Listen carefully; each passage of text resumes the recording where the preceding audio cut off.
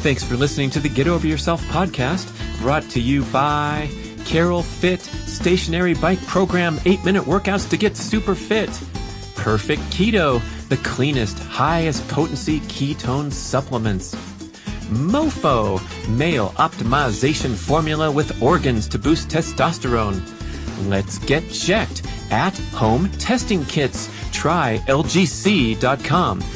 Almost Heaven, beautiful compact home use sauna kits. B.rad's macadamia masterpiece, the mind-blowing nut butter blend. And check out bradkearns.com/shop, my personal selection of favorite products for health, fitness, and peak performance. And here we go with the show. Innate hormonal differences between testosterone-dominant males and estrogen-dominant females set us up for pain and suffering when we try to evolve beyond our primitive genetic wiring and the dated archetypes of the male breadwinner and the female caretaker. Males have a short memory for conflict and resentment, and by simply going away and getting some cave time and doing testosterone-boosting activities, they return to the relationship refreshed and testosterone-boosted. In modern life, the female's main threat that she needs protection from is your own anger. It's time for MOFO Mission assignment number 10. Last but not least, in fact, last and perhaps most compelling and interesting of all the mission assignments, it is quit being a dick to your wife or girlfriend.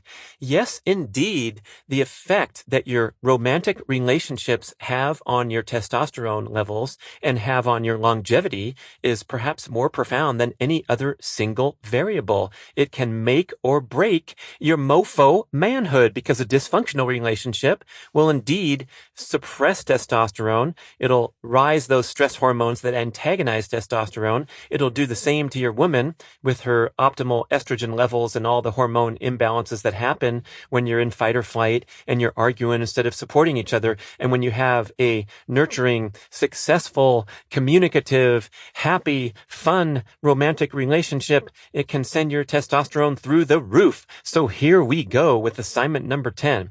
Understand that real mofos display emotional self-stability, vulnerability, and kindness.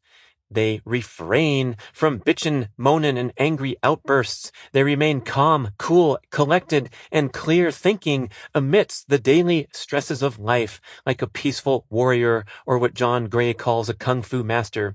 So here quickly are some assignments inside this MOFO mission number 10, and we'll of course get into great detail on each one. The first one is to don't frickin' speak if you have a negative emotional charge. This is direct advice from the number one best-selling relationship author of all time, Dr. John Gray. He says the male is to be a calm, cool, collected kung fu master. You have to manage your emotions. If you get bitchy, cranky, whiny, you're overbaked, and that is actually a sign of low testosterone, testosterone deficiency. The guy that cuts you off in traffic and chases you down and flips you off, these are signs of a male out of balance, not in their best realm. So you manage these negative emotional charges, these emotions that brew up like anger, resentment, jealousy, fear, whatever it is, by taking cave time. So that's the second element of the assignment. Don't speak if you have a negative emotional charge. Take your cave time, which will help you rebuild testosterone.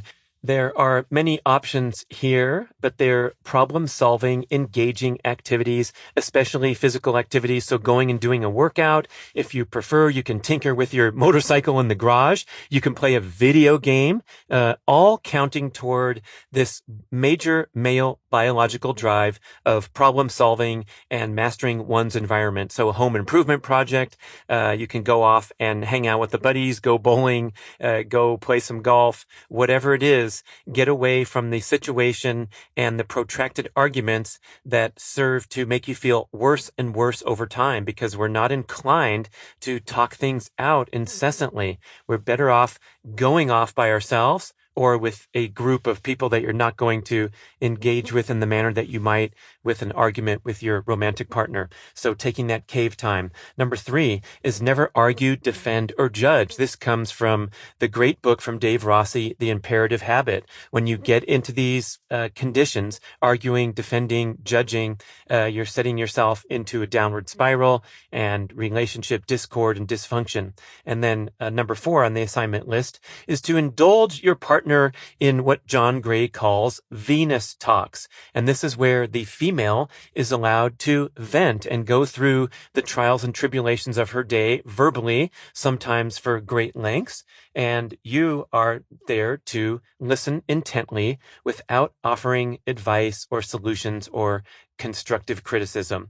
And I know this is tough because when the male is being spoken to with a litany of problems described, the natural inclination is to try to problem solve and say, why don't you just tell your boss that you can't work this weekend or whatever your instant awesome solution is. But this is the exact opposite of what the female needs. The female needs to be listened to, validated without interruption and without even offering any helpful constructive comments that you think are so helpful and so justified. Okay, so that's the Venus talk in a nutshell. And of course, you can listen to the wonderful 3 episodes with John Gray and the fantastic 4th episode where I carefully recap all the insights that came through on our discussions, as well as in his most recent book, Beyond Mars and Venus, where he gets into the hormonal underpinnings that affect relationship interaction. So of particular interest to the MOFO mission and optimizing testosterone. So here's a little discussion about how romantic relationships actually do influence your testosterone levels. As you expand your perspective beyond the straightforward examples of testosterone helping to make bigger muscles or improve your cardiovascular performance, whether you're an MMA cage fighter, basketball player, triathlete, you can awaken to the importance of male hormone optimization in your role as a romantic partner, a supportive friend or family member, and even as a parent. So John Gray talks about how the innate hormonal differences between testosterone-dominant males and estrogen-dominant females set us up for pain and suffering when we try to evolve beyond our primitive genetic wiring and the dated archetypes of the male breadwinner and the female caretaker. So this is what's happened in the explosion of culture in recent decades in modern life, where we've exited these archetypes, where we weren't asked to be all things to all people, and the man was expected to go out there, be the breadwinner, come home, pick his feet up, relax, watch TV, drink a beer, and the woman is the master of the household, serving the man his dinner and cleaning up and doing the dishes and being a caretaker and a nurturer, and that's it. And now today, of course, women are kicking ass in the workplace, and that would be a testosterone dominant environment, a competitive environment. So it's against their biological underpinnings, their biological drives. And so that creates a lot of stress, anxiety, and exhaustion in the modern female who's asked to be all things to all people, because we're still expecting them to be the caretaker and all those natural biological drives, as well as evolve into the amazing modern female. And on the male side, the men are now supposed to be sensitive and vulnerable and talking through things and all this stuff. It's not our natural inclination. We want to go solve problems, conquer our environment, and maybe not get too deep into the micro analysis of every relationship interaction. Okay, so here's a quote from Gray about these evolving roles. We must acknowledge that men and women experience stress, love, and success in different ways through different filters. Males are wired to pursue goals and analyze and solve problems. Their driving purpose in life is to make a difference and be appreciated for it. Females thrive on happiness, gratitude, appreciation, and respect. Their driving purpose is to give and receive love. Okay, so the male is at his best when he is a kung fu master, calm, detached, and clear thinking under pressure. When you get drawn into petty conflicts, protracted and unproductive discussions, reflexive arguing and nitpicking, this promotes exhaustion and testosterone depletion. How do you show up to the world? A wussy boy instead of a hero, which is what all men want to be in the story. Angry, emotional, demanding, depressed, and defeated. Diminished males might withdraw into a protective shell and avoid authentic communication, or alternatively express unregulated urges and emotions. Each of these a far cry from the characterization of a kung fu master. Ay, ay, ay. So this is how you get into these ruts. You have accelerated aging, increased risk of disease, and no way to go. It's the same health destruction as might happen if you're eating a bunch of junk food and partying too hard. So we have to get a handle on these romantic relationships and get away from dysfunction.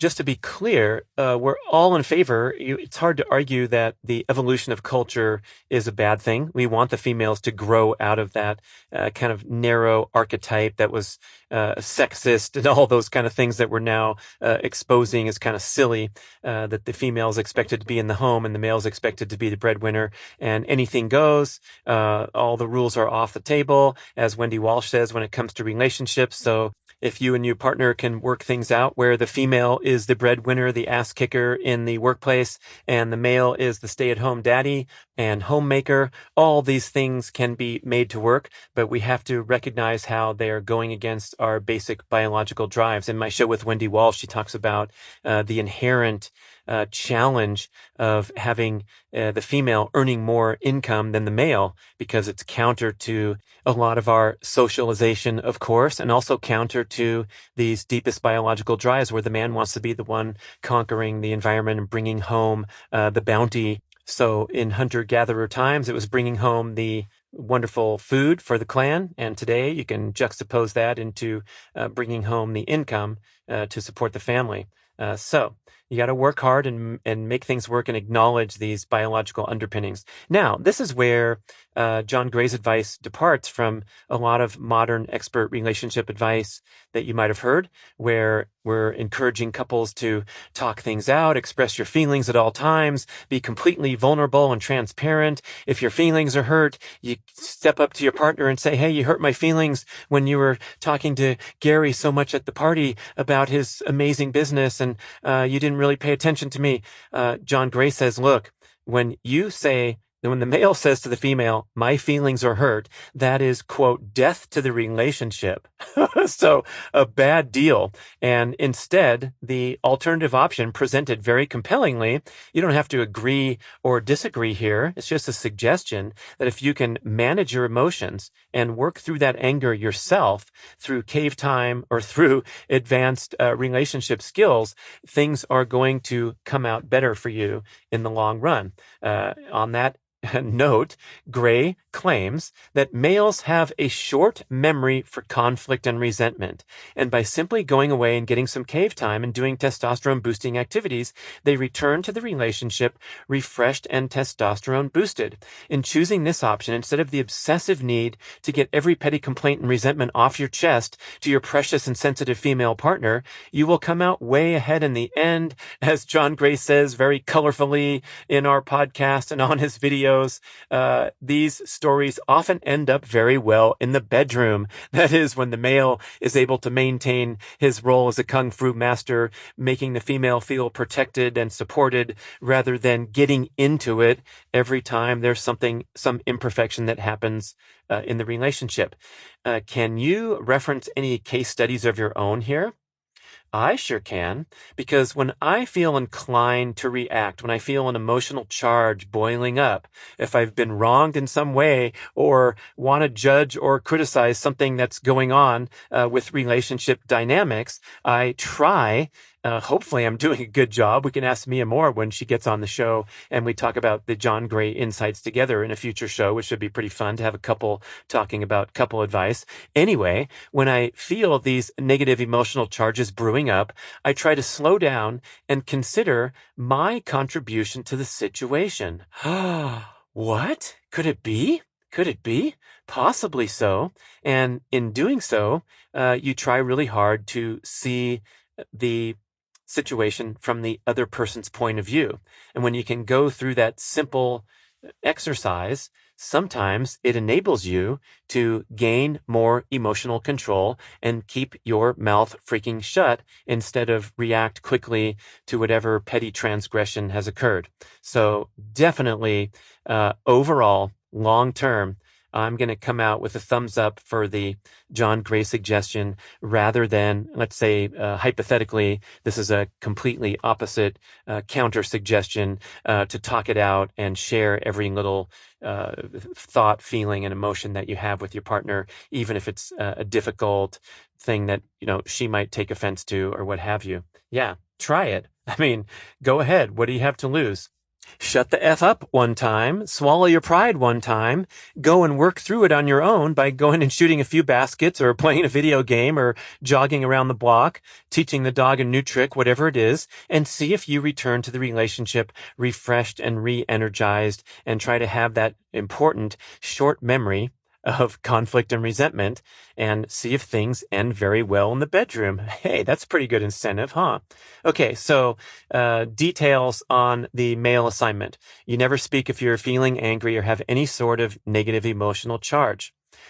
Here's a quote from John Gray about this issue. She wants your tea, man. She wants you to solve problems, protect her, understand her, and keep her safe. The male's primary role is to protect the female from danger. That's our deepest biological drive. In comfortable modern life, the main threat to protect her from is no longer the saber-toothed tiger coming into camp and threatening our lives. In modern life, the female's main threat that she needs protection from is your own anger. When you say, I feel hurt, this is death to a relationship. You must remain calm, cool, and collected and do what works in whatever given situation. If you don't know what works, don't do anything and don't speak. That's the most important thing. Quiet the mind. Stop talking. How many times do I have to tell you this? Don't talk. End quote from John Gray. Whew. And let me tell you, I hope I gave you enough energy behind that quote because it is truly a life-changing quote. And when he said it to me straight up, I had the privilege of looking at him directly through the Zoom camera. Oh my goodness, the power and the impact that had on me to realize that this is the role, this is the way of the evolved, the superior man. Speaking of the title of another great book by David Dita, The Way of the Superior Man, offering many similar insights that the man has to be the rock, the hero in the story, the kung fu master. Okay, that's enough of that one. So I challenge you to do it one time. The next time you experience a negative emotional charge, swallow, smile, and suck it up and see what happens. I think you're going to build momentum in that positive direction. And of course, this doesn't mean become a doormat and smile your way through life when things are on your mind. But if you do have something to talk about and you have a relationship challenge to address, you can say everything you need to say in loving kindness and in the proper circumstances, the proper situations. This is mainly about not being emotionally reactive and being strategic with the dispensation of communication, which is great advice for in the workplace, interacting with the community, being a parent, all those kind of things. Very important to choose your words, choose your timing, choose your tone. Okay, number 2. Inspired by Dave Rossi's The Imperative Habit, habit number 5, which is called Don't Judge. And to practice habit number 5, we need to practice not arguing or defending either. So it's don't argue, defend, or judge. And that includes not only judging others, but don't judge yourself either. Here's a quote from Dave's book. To practice habit number 5, don't judge. We need to practice not arguing or defending either. Arguing and defending are both forms of non-acceptance and judgment. The first step in practicing this part of the non-judgment habit is, of course, acceptance. We should aim to accept others' points of view and positions without asserting our own opinions in a manner such that we are not offering justification or defenses for our own. Just accept others' points of view and positions. Wow, that'd be fun after, let's say, a presidential debate or something that you can easily argue over. Yeah, okay, I see your point. Okay, good job. Yeah, thanks for sharing. When we do give our own opinions and justifications. We argue. Arguing is a product of the conditioned self needing to feel better about itself. Arguing is attempting to be right, and it makes the conditioned self feel comfortable. The mind of the conditioned self loves to be comfortable. The conditioned self wants us to base our personal value or self-esteem on what others think of us. Being right, arguing, being defensive, this is all an attempt to get into that comfort zone of what he calls the conditioned self. However, being right or correcting someone does not always help us achieve our goals. So we got to keep our eye focused on the goal. And in a loving romantic partnership, oftentimes, apparently, observedly, the goal is to be right at the expense of relationship intimacy. Yeah, can you relate? Who cares? Why not just have the goal of being close and connected? And even if your partner's uttering a misstatement that's not factually accurate and you know better, maybe just let it flow one time and just, validate people. Never argue, defend, or judge. Nice one. Next, we talked about indulging your partner in Venus talks, and I want you to get very good at this skill, the skill of listening without offering constructive feedback or helping to solve these problems. And it's going to take a shift in mindset because most of us feel pretty darn good when we come up with an awesome solution, and it feels good to help others and get that validation and a big fat thank you and a pat on the back. But when it's time for Venus talks, and try to use your perceptiveness, your sensitivity, that this is a chance for your female to just vent. Females need to vent. Maybe you don't. Maybe you just process things in your head and that's your preferred manner. But step into someone else's shoes and realize when it's time for a Venus talk and play that role exceptionally well.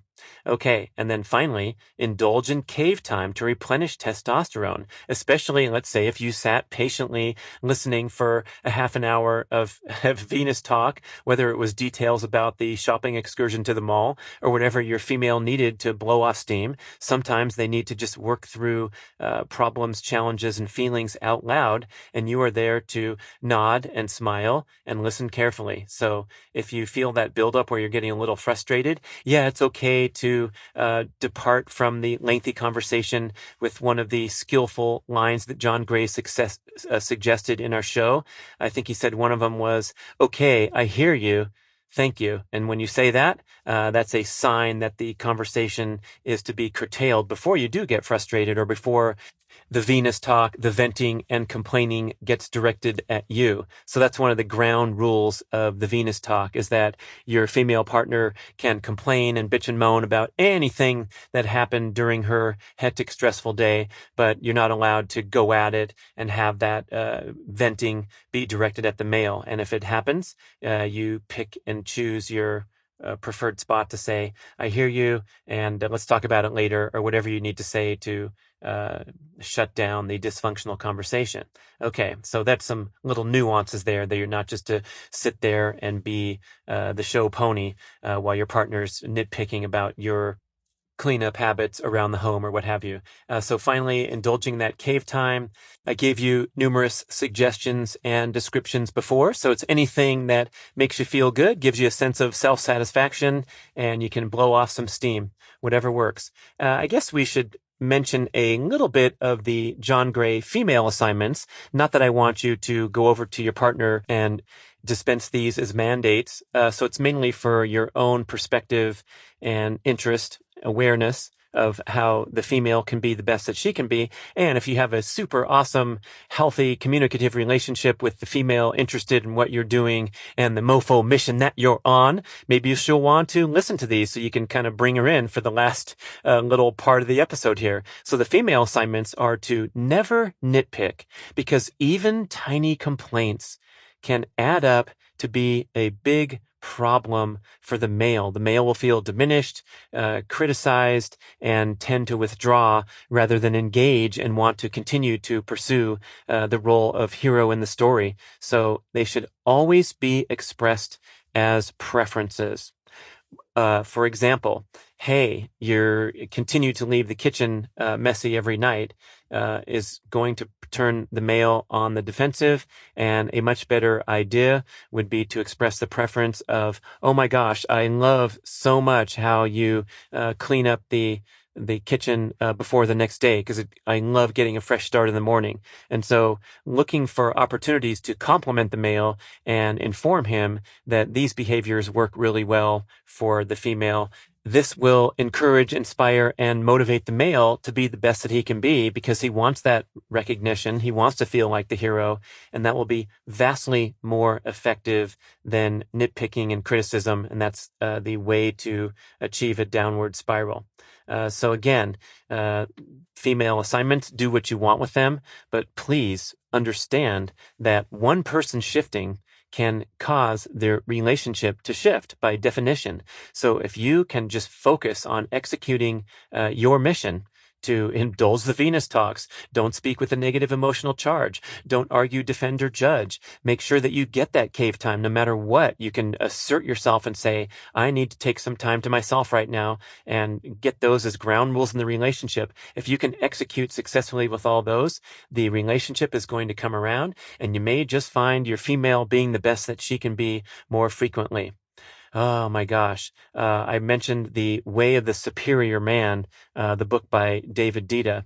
And if you really want to go out on the limb and go for some extra credit and some advanced points here, he has a really interesting insight in the book where he describes your female's anger, or the repeated anger, if it's on the same issue, is a strategy, most likely subconscious, but it's a female biological drive strategy to repeatedly probe your weakest spot. So if your weak link is when the female complains about you being messy in the kitchen, when you think you do so much outside that, you're not going to really worry about one plate in the sink. If that's your weak spot and you continually have it brought up for discussion, this is your female probing your weakest spot, your weakest link, in order to make sure that she is still safe. So Dita says, when this happens, lean into that anger, embrace it, rejoice in it, understand it for what it is. She's trying to make sure she's safe and make sure that she's still loved. And so she's poking you in the ribs, poking, wanting you to be deep down, wanting you to be that kung fu, calm, cool, collected master, instead of the bitchy boy who snaps back and comes up with counter arguments. So he goes so far as to say is that if possible, if safe, if it feels good to your instinct, you go over to the woman while she's nitpicking you, while she's touching your weakest spot, and just touch her physically and even give her a hug. And that's really the best way to resolve these negative patterns. Whew, sounds pretty awesome, doesn't it? Okay, so a little side note from The Way of the Superior Man, and mostly talking about the great advice from John Gray on our 4 fabulous podcast episodes. And there you go. There you have it. A wonderful assignment number 10 to complete your MOFO mission. And just to recap, and I hope you go back and listen to each show or the shows of particular interest to you, characterizing the 10 assignments of the MOFO mission. Number 1 was, of course, sleep is number 1. Everything emanates from a healthy good night's sleep. Number 2 was clean up your act. Ditch toxic foods, toxic substances, toxic relationship dynamics, and toxic energy in your life. Summon the courage to face life's challenges and take action instead of drifting into familiar but dysfunctional ruts. Number 3 was eat ancestral foods, especially the most nutrient-dense foods on the planet. These are the sustainably raised animals in a nose-to-tail eating strategy, complemented by nutritious whole foods, such as, according to your preference, vegetables, fruits, nuts, and seeds. And most importantly, is establishing a zero-tolerance policy for the crap, the refined grains, sugars, sweetened beverages, and industrial seed oils. Number 4 is pound the MOFO. Of course, we want you to replenish your cellular energy to give you the rest, the vitality, the motivation to carry out the other assignments. And this is where the male optimization formula with organs can come on strong because it has that ability to naturally boost your internal testosterone production through the proteins, peptides, enzymes, cofactors, and molecular biodirectors you're consuming freeze-dried, grass-fed cattle animal testicle that has that specific signaling that you need to get your testicles working well and producing the testosterone and your body utilizing it properly. Okay, number 5 is move frequently. And this starts from a foundation of JFW. That stands for just freaking walk. And we need to walk and move as much as possible. We need to orchestrate opportunities to walk in daily life because we have so many sedentary forces. And of course, in this category of moving frequently, many other things count. My fabulous morning routine that I've talked about so much on the podcast, which consists of an assortment of flexibility, mobility, core strengthening, leg strengthening, yoga moves. That's all counting toward my daily movement quota. Humans are meant to move.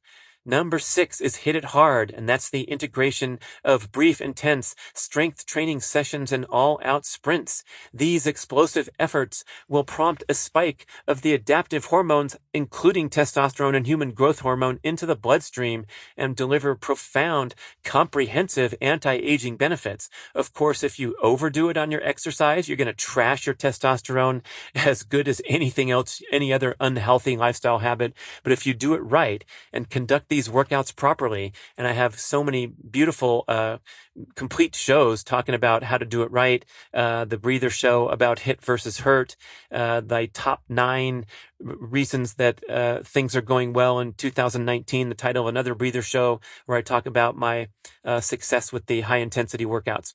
Okay, number 7 is take control.